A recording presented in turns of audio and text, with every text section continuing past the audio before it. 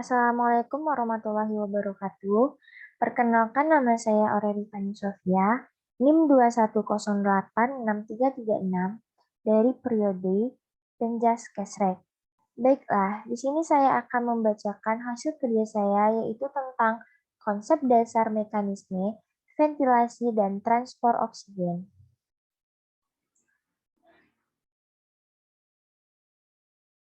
Pertama, kita akan masuk ke dalam struktur dan fungsi organ pernafasan. Sistem pernafasan pada manusia adalah sistem organ yang digunakan untuk menghirup oksigen dari udara serta mengeluarkan karbon dioksida dan uap air. Dalam proses pernafasan, oksigen merupakan zat kebutuhan utama. Oksigen untuk pernafasan diperoleh dari udara di lingkungan sekitar. Alat-alat pernafasan berfungsi memasukkan udara yang mengandung oksigen dan mengeluarkan udara yang mengandung karbon dioksida dan uap air. 1. Hidung. Fungsi hidung adalah untuk menghirup udara pernafasan, menyaring udara, menghangatkan udara pernafasan, dan juga berperan dalam resonansi suara. Hidung dilengkapi rambut hidung yang berfungsi menyaring partikel debu atau kotoran. Indera pembau, selaput lendir, dan konka. Selaput lendir pada hidung berfungsi sebagai perangkap benda asing yang masuk terhirup saat bernafas, seperti debu dan bakteri.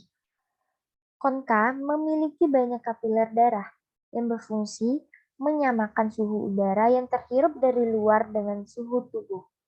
Sedangkan indera pembau berfungsi untuk merasakan bau-bau dari lingkungan. Yang kedua, faring. Fungsi utama faring dalam sistem pernafasan manusia adalah sebagai saluran pencernaan, yaitu membawa makanan masuk ke dalam kerongkongan. Faring juga berperan dalam proses masuknya udara ke dalam pita suara untuk menghasilkan suara. Faring juga menjadikan manusia mungkin untuk bernafas melalui mulut. 3. Laring. Laring atau kotak suara merupakan organ pada leher mamalia yang melindungi trakea dan terlibat dalam produksi suara.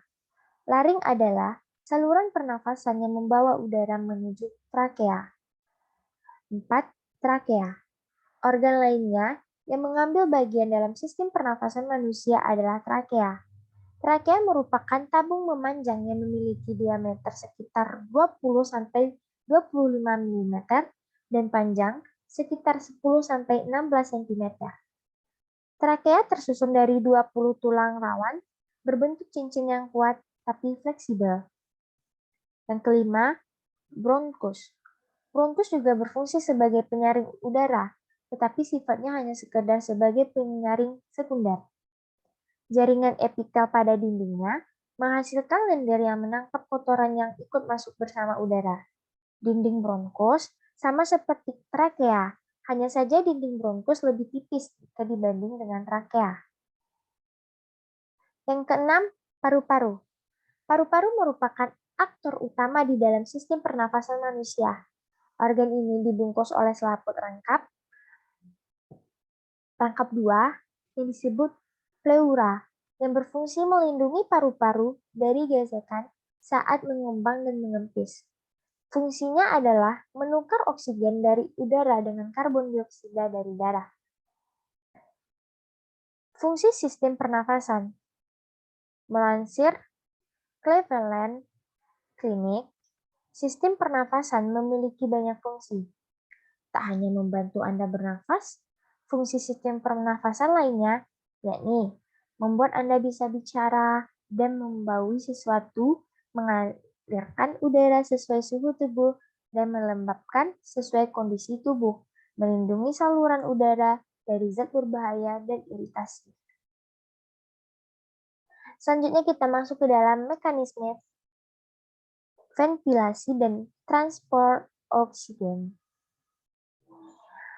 Baiklah, proses ventilasi, inspirasi, dan ekspirasi terjadi secara sekuensial yang melalui sistem saluran udara yang sama, didukung oleh aliran darah searah yang melalui pembuluh darah paru, sehingga darah dari ventrikel kanan yang berisi darah dari berbagai jaringan tubuh melalui arteri paru dapat dilakukan reoksigenasi.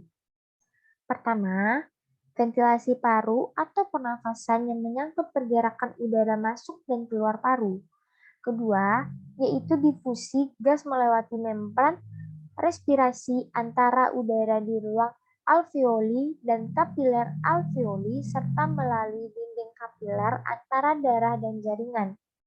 Di lain pihak, oksigen yang berdifusi ke sel-sel darah merah bercampur secara kimiawi dengan hemoglobin untuk membentuk apa yang dinamakan oksime, oksihemoglobin. Proses pengikatan ini meningkatkan kapasitas darah untuk mengangkut oksigen sekitar 65 kali. Selanjutnya, volume dan kapasitas vital paru. Kapasitas vital paru adalah jumlah volume udara yang dapat dikeluarkan secara maksimum dari paru setelah pertama kali inhalasi secara maksimal yang dilanjutkan dengan ekspirasi maksimum. Sederhananya, kapasitas vital paru-paru adalah volume udara yang dapat masuk dan keluar dari paru-paru ketika manusia bernafas. Cara menghitung kapasitas vital paru-paru adalah dengan menjumlahkan volume cadangan inspirasi, volume tidal, serta volume cadangan ekspirasi. Volume cadangan inspirasi disebut juga udara komplementer, sedangkan volume cadangan ekspirasi disebut juga udara suplementer. Sekian presentasi saya. Kalau ada kata-kata saya yang salah, tolong dimaafkan. Baiklah, saya tutupi dengan Assalamualaikum warahmatullahi wabarakatuh.